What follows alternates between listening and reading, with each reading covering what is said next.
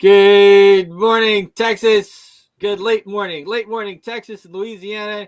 Good morning, world. Good afternoon, world, for a lot of the world. We are live here on the Porter Brothers Show, coming to you on the Smart Money Culture TV network. Yes. A lot going on today. A lot going on. Before we get into some of that, David, how are you, brother? Everything is okay. I'm really proud of all the hodlers out there who held on for a couple of years back to these all-time highs and, break out the champagne bottles and be proud of yourself if you held on for this long.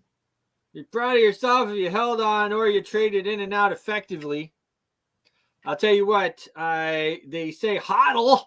HODL stands for hold on for dear life. And that is because you really have to hold on for dear life. Sometimes the best trade is no trade. And you just sometimes the best trade is no trade at all. David and I know that well. You look back and you say, okay, well, the best thing I did was holding.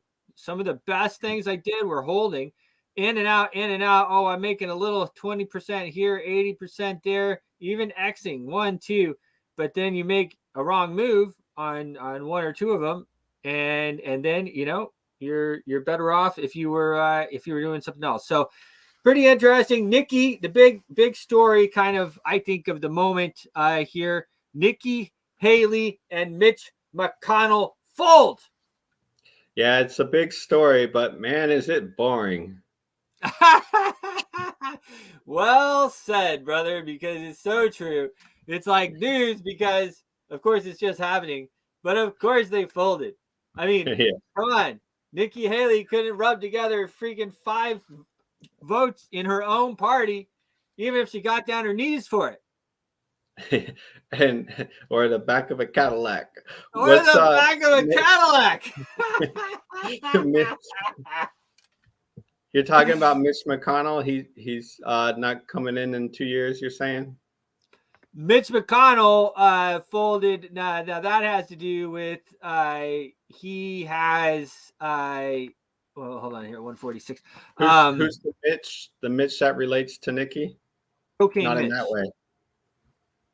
Cocaine Mitch, as they used to call him. I don't think he's really Mr. Cocaine anymore, but he earned his name, honestly, from what I understand. But Cocaine Mitch has endorsed President Trump. Okay. Yes. That's cool. So, in that, and he also has decided already that he is not running for re-election. Yes. Yeah, well, it's about that time, Yes. It is about that time. I mean, he's getting up there, but it is, these guys, they like to hold on to power until the bitter end. And not only that, about holding on to power is they are beholden to the different people for getting the job done that they're paid to do. I mean, these people are, this is big time money that we have going on here. This is big money. Okay. And so they want Mitch to stay in. Once you have a situation where they have somebody that really, does everything that they want to do, they don't want to get rid of that person. Yeah. So they just keep him in. And we see that, of course, with our good friend, our not good friend, you see it on the other side, I should say, with who's the House leader there? I forget. It seems like they're doing it with a lot of people. I mean, they prop Biden in there. They prop Biden in there. I mean, geez, man, let's talk about Biden for a second. I mean, talk about a dinosaur. I mean, this guy, he has been, I can remember when he was like, he basically cheated on everything. Like this guy, he cheated on his college stuff. He plagiarized this. He did that. I mean, I'm old enough to remember. I mean, this guy has got a book of stuff that he faked like nobody else. Yeah. The low down on Joe Biden. And family diaries and everything. I mean, even my youngest daughter, she's Dad. Joe Biden, you know. And I'm like, so odd, right? Like, what do you mean? He takes showers with his daughter. Dude, I mean, when you find out some dirty news, says like, oof. I mean, I don't know if it's true or not or whatever, but the fact that my 9-year-old daughter, or she was 8 at the time, I think, or even 7, I don't know, 8, I think, even had like that information from wherever she got it from, school or nanny or whatever it was, is really something else. And let me tell you, she told me there's something wrong with that guy. Yeah. Yep. There's something wrong with that guy. She told me. He takes showers with his daughter. Yeah, I mean, I don't think that was debunked or anything. So I definitely don't think it was debunked. It's in the diary that supposedly went around. And these things, of course, I'm sure if we were on Facebook, some fact checkers, and we are on Facebook, some fact checkers, they may come and get us. Those mighty fact checkers. Mm-hmm. Yeah, they may come in and say otherwise, but I always thought that was pretty funny, really, that about that. But the other thing about Joe Biden, he gets on camera. I mean, he's on camera. He's on camera talking about how they blackmailed, I guess, right? I mean, I don't know what else you want to call it. How they blackmailed the Ukrainian government. Yeah. Well, we told them that if they didn't stop that thing, that we were gonna hold that $1 billion. We were gonna hold that $1 billion. And they said, "Well, you can't do that." And we told him, he told him, "Oh yeah, I can do that." Yeah, and you don't see him directing anything happening in the Middle East. He's simply playing a pawn to not to be quiet about it. It's like it's really, well, I mean, look, he here it is right here. Here it is right here. I found it. I think this is it right here. This is worth watching. Here he is, in his own words, the not so great or swift Joe Biden.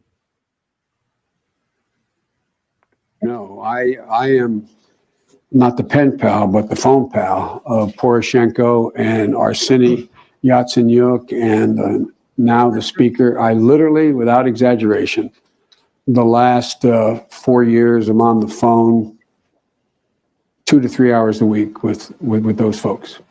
There's an overwhelming instinct in Europe to say, hey, before you guys became president, this was owned by Russia anyway. They had a puppet there. What difference does it make? What the hell's the difference? Why are you making us engage in these sanctions?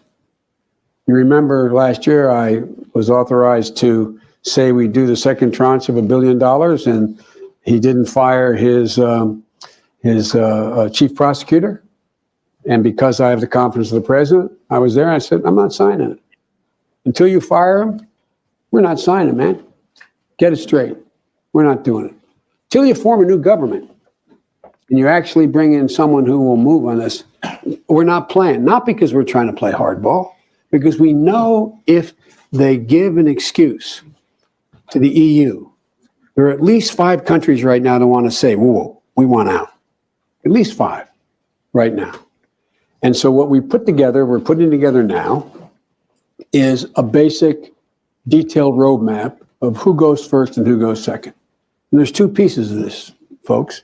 One is the security guarantees that are to flow from Russia. And two, the political steps that Ukraine has to take. And some of the steps are very difficult to take. They've already done the energy piece, they've done some other things, but my point is that when you say the dumb boss is going to have a special status and you're going to amend your constitution, it's like saying, okay, Texas and Wyoming, Texas is going to have a special status that we don't want because we want Mexico to have more influence in Texas. And we're going to pass that through the United States Congress. So there's some really tough stuff they've got to do. They're willing, I'm convinced they will do it. So this is actually, that's not the clip I was looking for. But again, I mean, he just kind of lays out what he did. If I can just pull it up here, it would be pretty nice to show it. It's not the most important thing. You guys have all seen it before. He sits there and he brags about how he got them to fire the judge that was investigating. That wasn't the clip, but he said something similar in there too. He said the same thing. I guess he's telling this story again. Yes. Well, he doesn't care. He's not scared. They've already said that he is too old or whatever to stand trial. Here it is. This is it. Others to convincing that. This is the clip. I remember going over convincing our team or others to convincing that we should be providing for loan guarantees. And I went over, I guess, the 12th, 13th time to Kyiv, and I was supposed to announce that there was another $1 billion loan guarantee. And I had gotten a commitment from Poroshenko and from Yatsenyuk that they would take action against the state prosecutor, and they didn't. So they said they were walking out to press conference. I said, no, I'm not going to, or we're not going to give you the $1 billion. They said, you have no authority. You're not the president. The president said. I said, call him. I said, I'm telling you, you're not getting the $1 billion. I said, you're not getting the $1 billion. I'm going to be leaving here. And I think it was 6 hours. I said, I'm leaving in 6 hours. If the prosecutor's not fired, you're not getting the money. Oh, son of a bitch. Got fired. And they put in place someone who was solid. Someone who's solid that would do what we wanted. Yeah. I mean, but he's not scared of anything. That's the type of country that we have right now. Absolutely crazy. Source, this is underneath source about in Ukraine and how Biden was more participating himself. Kind of blah, blah, blah. Quite interesting, really. The guy is an absolute mess. Then he gets into the office by hook or crook. Okay. That's a good way to put it. Yeah. Most Republican voters believe that Trump won the election. Well, most Democrat voters kind of agree to, but they're not mad at the results. This is a fact, David. That is very well said. Can we just say it on air that pretty much everybody knows? Everyone knows. Yeah, but the fact checkers are gonna get you. Fact checkers. The fat checkers. The fat checkers. They probably are fat. They're probably slobs.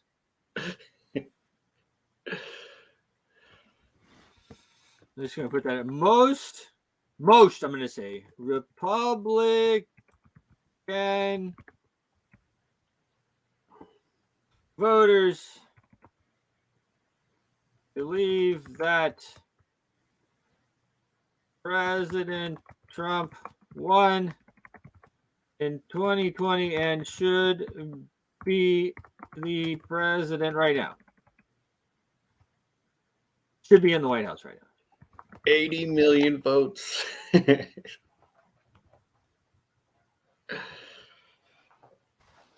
It's true.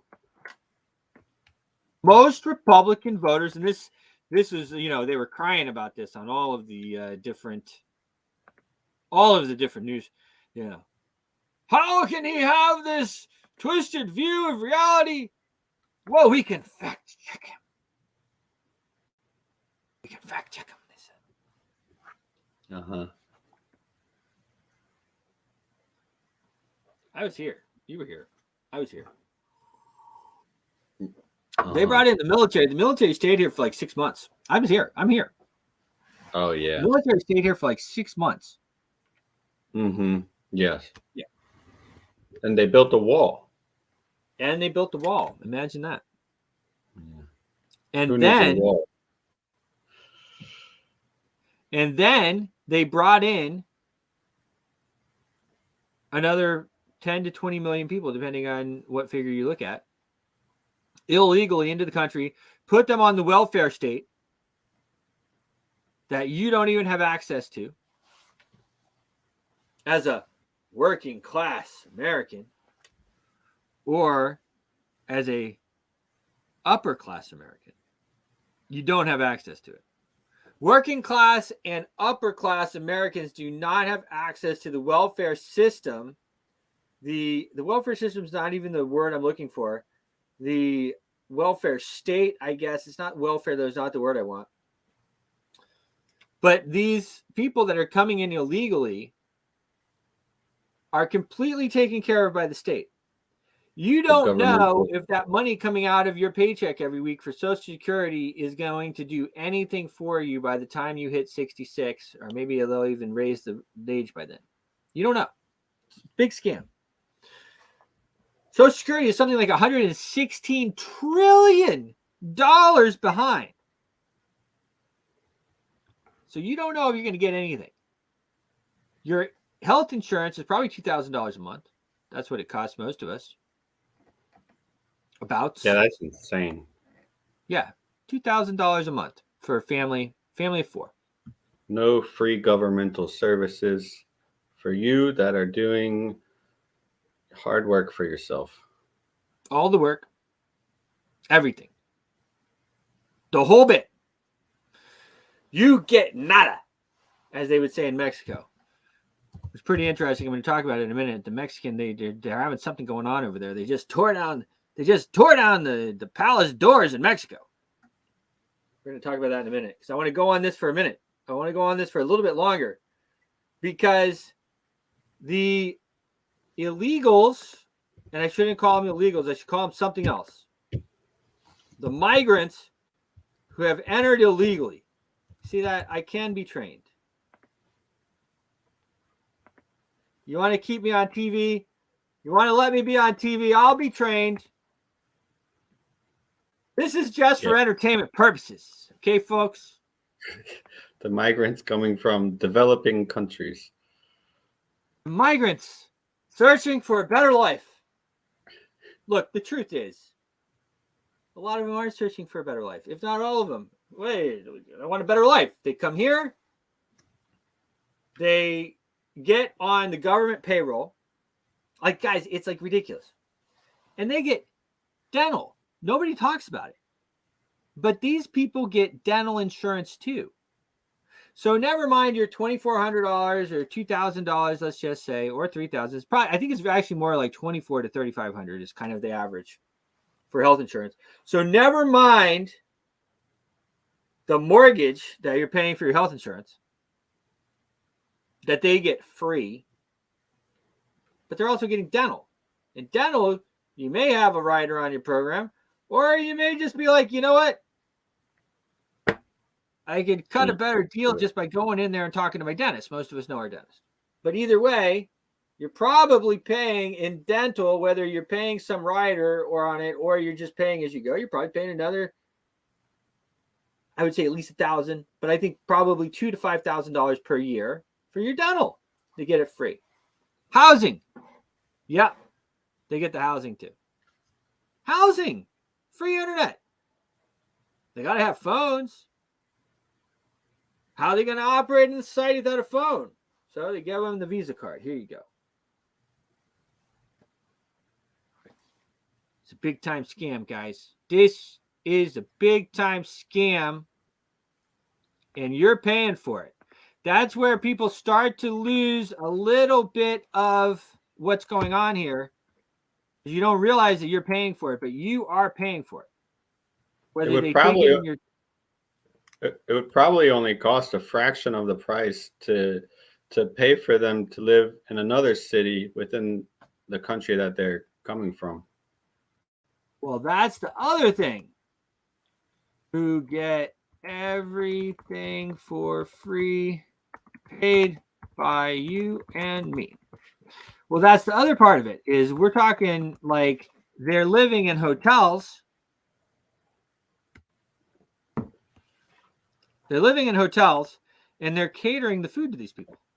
So we're all having to pay, and I don't blame the catering services, okay, but we're all having to pay for the catering services to bring them food. And so they're out there. It's like you and me being on location, right? Well, we spend a lot of money on location, right? We figured out the numbers. I won't say them here on the air, but I know when we take the crew somewhere that it's going to cost us this amount of money per person per day. It may change one way or the other a little bit, but pretty much it's going to cost this much per day per person. But it doesn't have to, guys. One way we got around that, and we work with that, is we get a big house. We'll get an Airbnb, 5 or 6 rooms. Everybody stays there. We cook for ourselves, but they're not even like cooking for themselves. They're just taking the food from these meals. They're spending like 84. I think it was 84. The figures that I saw, they were putting other people up in the different hotels, and of course the hotels are loving it, right? They're getting paid. Putting in the Massachusetts, right? Putting them up, they get a room in the Massachusetts hotel. Of course, they get free electricity, free internet, all that stuff. And then they get 3 square meals a day at the cost of $84 a day. Now, I can tell you that if I need to, and there have been times in my life when I have needed to, I can eat for less than $84 a day. I actually think, I don't know, I'd have to think about it, but my family are 4. If I go to Costco and my wife and I are feeding them, I don't know if we spend $84 to feed us during a day on a normal day. Maybe we do. I don't know. I don't think so. Mm-hmm. Yeah, so, and they don't ever talk about who are the leaders that these quote unquote migrants are fleeing from. And who are they fleeing from? We could start there. We could start there. That would be a very good place to start. So I know we have a lot more to talk about here with some of the stuff that I mentioned, but I want to look at what's going on in Mexico over here. So Mexico, the Mexicans are mad. They all want to come to the U.S. Probably. No, I don't really know. It's really not true. I know. Look at this, though. This is pretty interesting.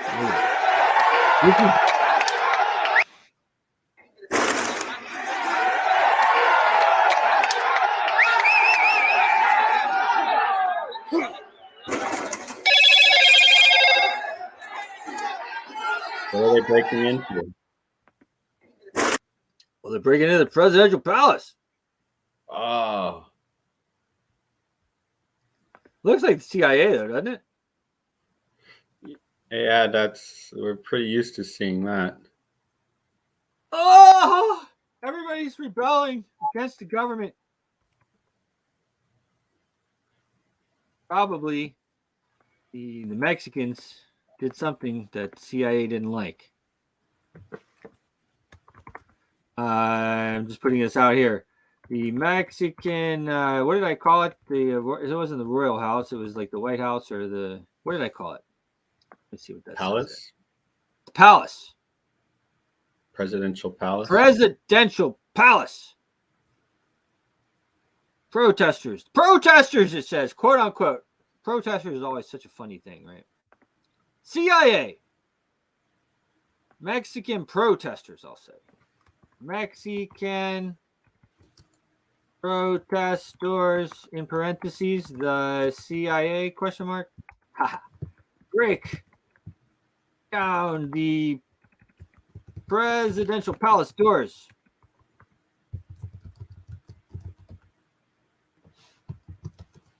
Really, let's scan this a little bit more and see what this is all about.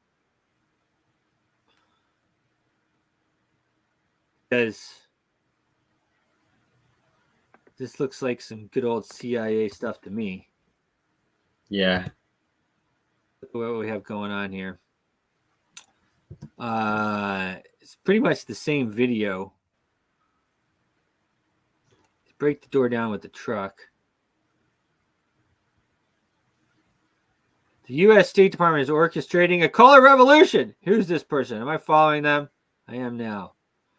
S.L. Canton, columnist, blogger, podcaster, geopolitical and economics. Less ideology, more facts. Buy me a beer. He's got his Stripe account. Let's buy him a beer. I kind of agree with this guy. We know what it looks like. He says U.S. State Department is orchestrating a color revolution in Mexico, ? Protesters, rent a mob. I like this guy. Breaks down the door of the presidential palace.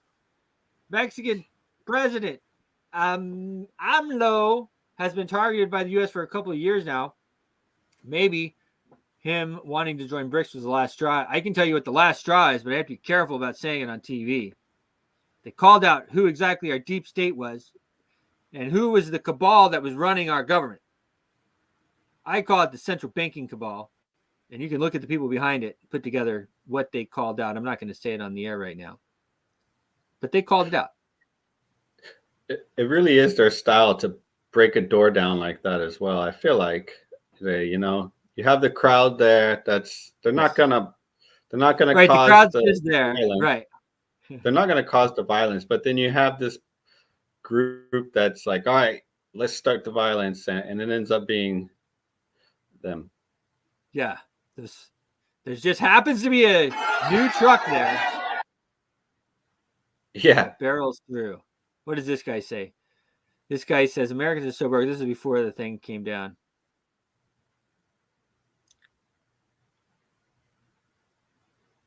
This guy is talking about Americans are so broke and they don't even realize it. I always get Americans tell me, oh, but people in Mexico only make $20 a day. You can get a full meal here for $2. The metro in Mexico City costs 5 pesos, which is like 25 cents. I can go to the market right now and buy 3 kilos of mangoes for like $2. Yeah, people make less money here, but the cost of living is also lower. Americans think that everywhere is like the US. Now, check this out. Let's say you live in the US and you make $3,500 a month after taxes. I'm being generous. Rent, $2,000. Car payment, $500. Car insurance, $200. Health insurance, $200.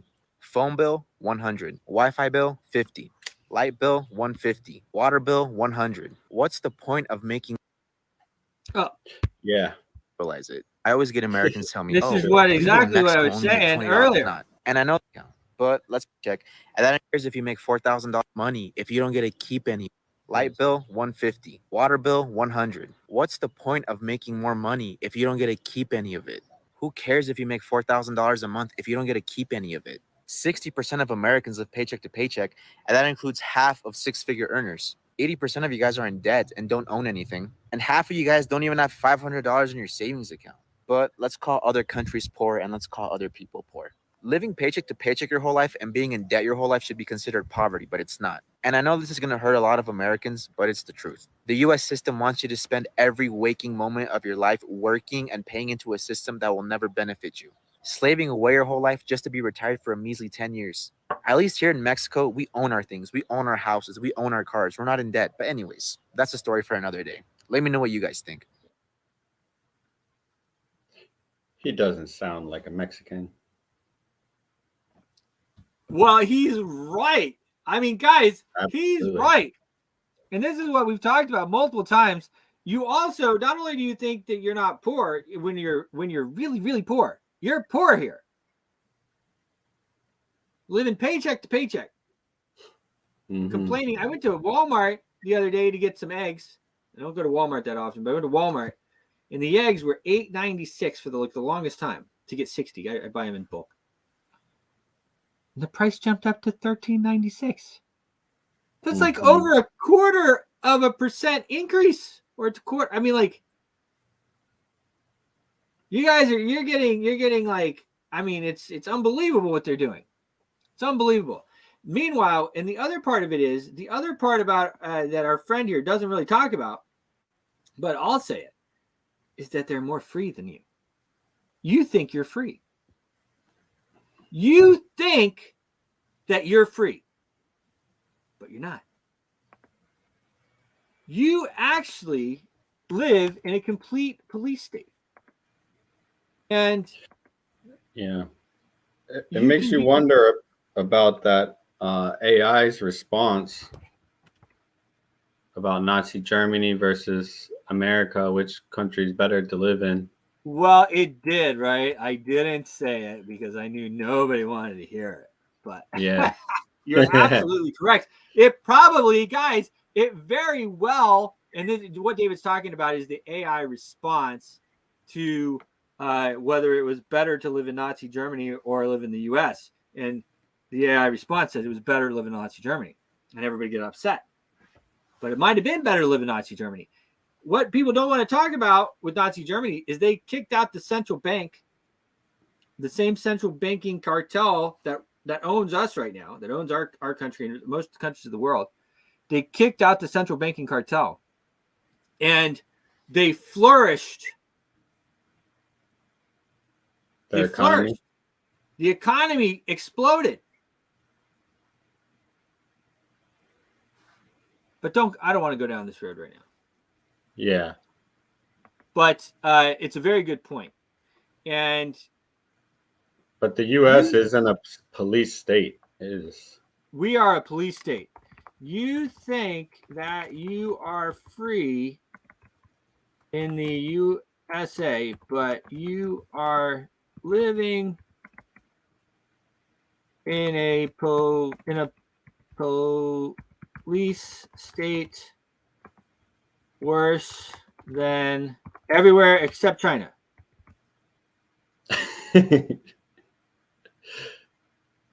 Okay. Maybe or North Korea. I haven't been there. It's bad though, man.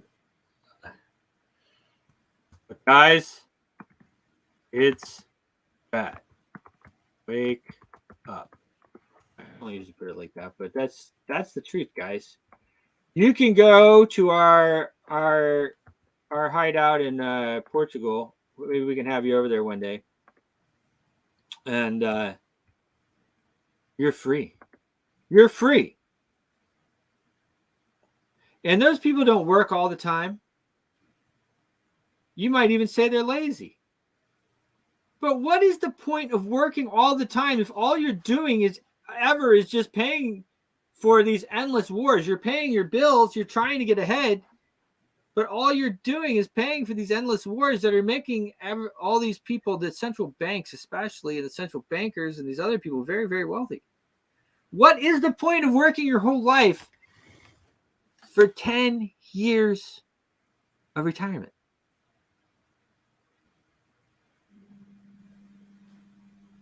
Mm-hmm. Yeah, really. You know, it's like it's really something else. And the point about it is with the freedom part, and that guy that we just watched, of course, he brought up the monetary part, but about the freedom part. You go down to Miami, you're trying to have a nice dinner on the strip, and there's literally like 20 or 30 police people around you. Lights on. Blue lights. Blood vessels swelling from their continuous workouts. And probably taking whatever else to make themselves. Yeah. And they're all with the whole force of, they're so juiced up on stuff. And I'm not saying these people are bad people, okay? But that's the culture. They're so juiced up on stuff that just do something wrong. And God forbid you resist. Or you call it resist, try to explain. Try to explain. They'll call it resisting and throw your butt in jail. You're like, why am I getting arrested? Well, you resisted. Well, what was I getting arrested for? Doesn't matter. You resisted. It doesn't matter. And they'll tell you that it doesn't matter, that they have to do their job. And their job is to build cases, because every case comes with a bond, and every bond gets traded on the stock market. And this is part of how they build their money. And this is how That's they how pay they go. these exorbitant amounts all over the world. And even in your county, if you look at the county projects, they're getting projects for $50 million, $100 million in a small county where there's no way that many people paid that much money in taxes. So it's not your tax money that's funding government. It's this police state that's funding government and the it's a central bank. Yes, and it's a corporation. That's the other thing people don't realize. Your police force is a corporation. Your sheriff's office. These They're are private corporations. And then private corporations. They're private corporations. For profit. If you work for the county, you're working for a corporation. And you know it if you work for the county or these different agencies, you know you work for a corporation. And you are just decide to go along with the scam and you don't tell your friends about it. But you work for a corporation, so the corporation has to make money, or else the corporation won't survive. It's not your $200 speeding ticket that pays an officer's paycheck. It's the whole case and bond that gets issued for it. It's the whole case and bond that gets issued. And David brings up a very good point. People don't realize that. But every time there's something legal that goes on like that, there's a bond produced, and that is traded on the open market. So not only are they printing money that way, they're also just printing it when they really need it. When they need it.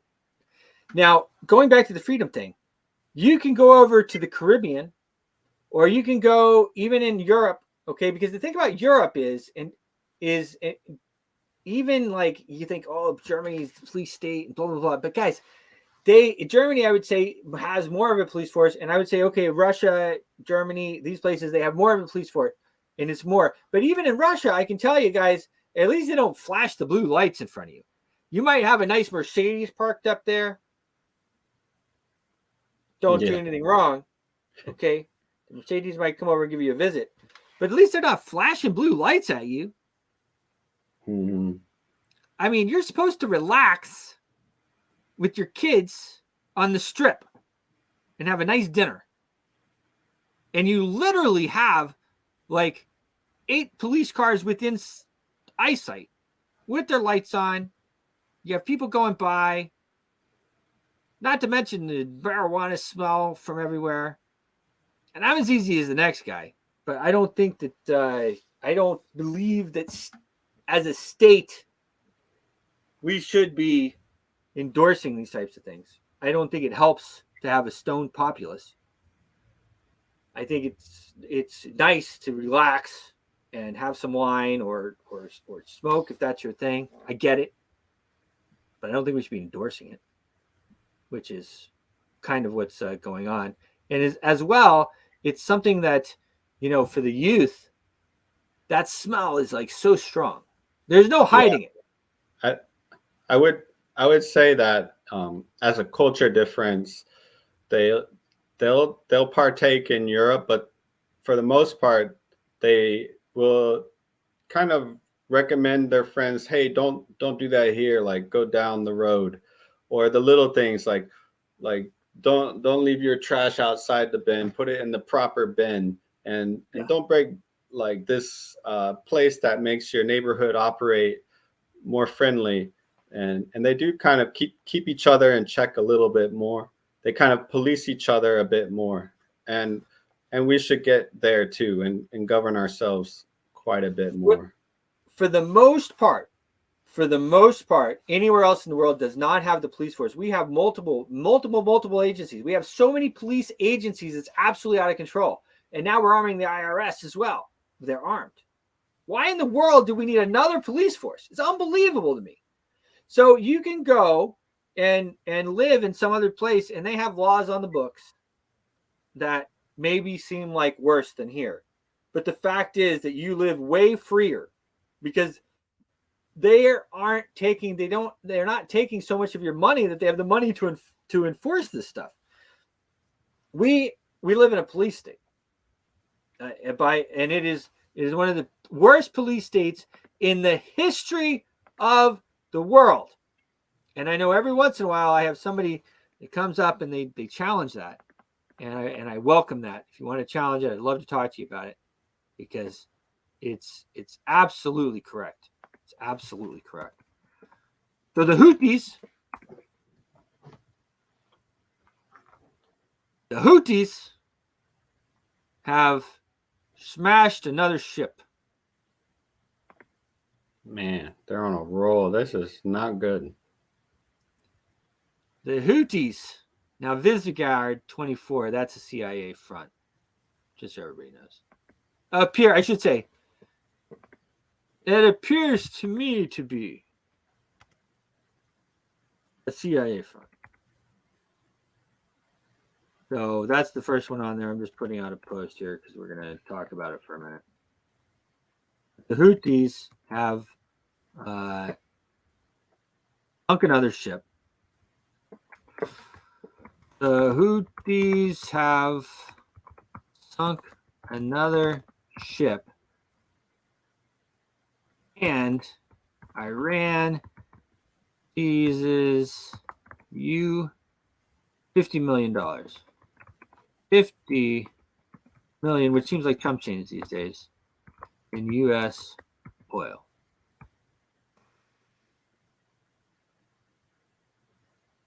So let's look at that for a minute here. Let me just pop that out there. So 3 sailors are missing after the Houthi anti-missile struck a U.S.-owned bulk carrier. It's called True Confidence near Yemen. 4 sailors seriously wounded, burned wings. The crew abandoned the ship. It sank, by the way. It is sinking. Oh, there we are. Ha! Where our post is ranking on the Houthis.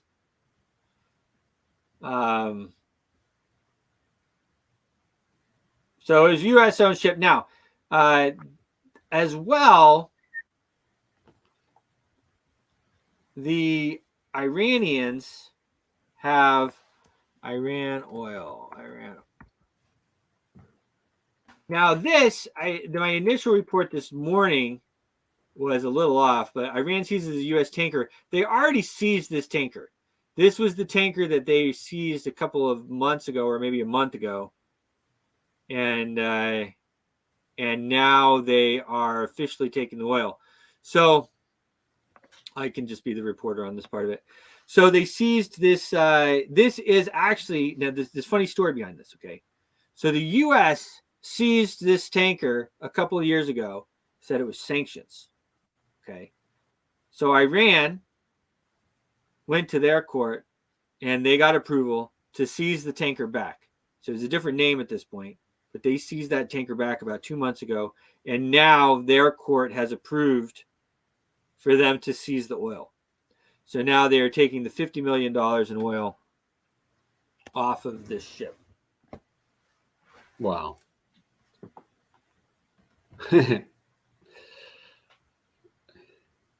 Piracy can be a good business, I suppose. Pretty interesting what we have going on in the Red Sea. The Houthis, this third world country, Yemen, where they are based, and Saudi Arabia has been just annihilating them for, I don't want to say decades, but at least years. I'm not sure. With U.S. Bombs and stuff. So you have this Houthis. This is like almost like Hezbollah, I guess, in Lebanon. So it's not like officially it's like a militia, maybe, except more than a militia, I feel like. And so the Houthis have been really, they said, look, until Israel stops the genocide of the Palestinians in Gaza, no goods or services are going to pass through the Red Sea that are going to Israel. And so far, they have been making good on that promise. And this has cost you a ton of money. And here's the deal. It's like I always say about these wars. Sooner or later, it will be negotiated. Sooner or later, you're going to have the people that sit down and negotiate a truce. How many people are going to die in between there? Another report I read earlier today, and that was that Israel is hiring mercenaries now from India. One of the guys got killed over the last few days, and they said he was like working or something like that. He was working, but he was working with by the reports that I see, he was working with the Israeli military. So they're hiring mercenaries to do this stuff. These people have been fighting over there for thousands of years, guys. Thousands of years. And they will probably be fighting for a long more time. And we just need to get people at the table and talking. Right. You need to be at the table and talking. So anyway, yeah, so Iran has now seized that oil. It remains to be seen. I mean, I don't expect really any response from the U.S., to be totally frank. I think Joe Biden is, as you said, David, he's just kind of there. Okay, so Fox Night Galaxy, this guy got it right. A lot of people aren't getting this report right. He got it right. Iran steals. I think that's a relative term. $50 million worth of U.S. bound oil from the ship seized last year. I think that if you want to say steals, I mean, I don't know. I mean, we took the ship in the first place. I'm sure there was oil on it. But anyway, this stuff is no joke. The war drums beat on. This is really no joke. I want to talk a little bit about the markets. The markets are pumping. They are pumping. 46.40. We have some of, what this means is, of course, the dollar is sliding as well. Okay. But it also means that the CR is getting passed. Probably they're going to get this funding as well for the wars. I mean, there's a lot of tap dancing going on right now. But even Trump, it seems like he murmured, Israel's got to finish it or whatever else. They always tack Ukraine on with Israel, but it's really the same thing. Ukraine is kind of like almost like an Israel sublet at this point. Of course, Zelensky is Jewish as well. And then it seems like a similar situation that we have in Argentina. You have Argentina now with their Milei, and he's now going to convert to Judaism. And so pretty interesting situation that you have there as well with these different countries. 46.40. Markets are pumping. The markets are pumping. Stocks, Bitcoin. That's right. Bitcoin. We'll give our friends a shout out here. SHIB. Stocks, Bitcoin, SHIB. Gold. It's all going up. So a lot of the reason for that is, of course, the markets are sliding. The Fed knows this privately owned entity that is controlling our dollars and everything. They know that they can't raise the rates. They probably have to lower them, or if not, they can't raise them anyway. They probably have to lower them though, and that's going to make your inflation go through the roof. And that's another tax. They're going to have to tax you for that money, and that's going to make everything go up. It's all going up, guys. It's all going up. Bitcoin, you see right now, Bitcoin is trading. Let's just look at what Bitcoin is at right now. Bitcoin, the mighty Bitcoin, 67.80. 67.80 right here. Let's go over. Let's look at some of this other stuff we have here. Of course, Global Boost, the coin that we had a lot to do with starting, is up about 20% on the week, at trading at 3.2 cents. Get over to CoinMarketCap. It's a little easier to read from there. Boom, boom. Here we are. Global boost. Oh,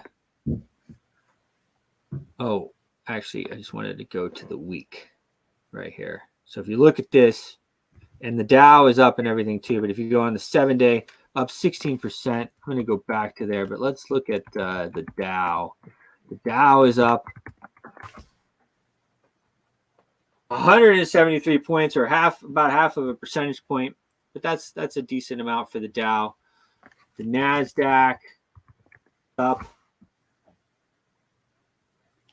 about 1%. Gold. Put our link up there, David. At costmetals.club. Gold is up about 0.5%. 153 is trading at all-time highs. Nice. Yeah, and you can get it for the best price. Best price is at costmetals.club. At costmetals.club. Go to @costmetals.club. If that link doesn't work, it should work. But you go to @costmetals.com and you enter in our referral code, which is clubs. CLUBS, clubs. And that'll get you right there. Our we of course we went long on the SHIB here. And so that is, let me just look at my 5140. The SHIB is, where's that tab? It is right here. The SHIB is up about 420% on the 7-day. They're doing a lot. You can find them on Yahoo Finance. They are going after, as they say, sitting at about a 7 million market cap right now. They're going after the dog with hat, the Doge with hat, as they would say, I guess. The SHIB with hat coin there. Really fun meme coin. So everything's up. Of course, you get gold is up. Silver, I'm sure, is up. Almost 2% again. So on the 5-day, yeah, that's what I thought. On the 5-day, up over 7.5%. So I think that we're going to continue to see this. I think that the precious metals are going to end up really popping like the crypto, especially now that we're at this point with crypto, but we'll see. Up nearly 10% on the 7-day. Ethereum is just absolutely going bonkers. Ethereum up almost 4% today. Doing very well. Oh, yeah. Oh, yeah. If you go to @cost,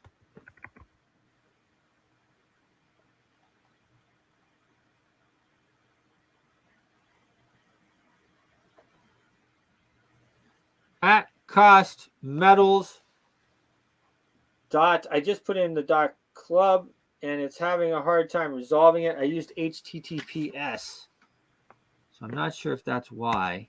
This is supposed to just forward. So if that happens, just go to .com, @costmetals.com. Sign up today. If this is blowing up, and if you have signed up, reached out to us. A lot of people have already signed up, and this thing is going. Look, guys, they are going to continue to inflate your money.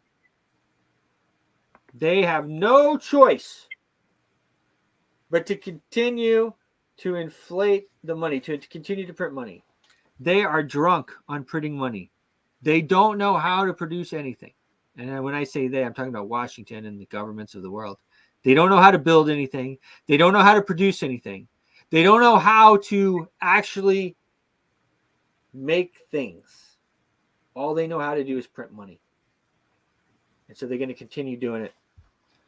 Thanks for David for joining us for another show. Absolutely amazing. Our friends at Smart Money Culture TV. Make sure, guys, if you want to get involved there, hit the contact form on Smart Money Culture TV. break out your checkbook, get involved. We are growing a lot. We're growing a lot. We're going to 6X over here in the next 3 months. Cheers. Yes. Big growth. See you soon. Your voice is powerful. When combined with social engagement, it's a force for change. Decentralized media paired with free speech is the catalyst for an empowered world and a unified, invaluable ecosystem. Join Global Boost, become a champion of free speech, and help to reshape the future of media.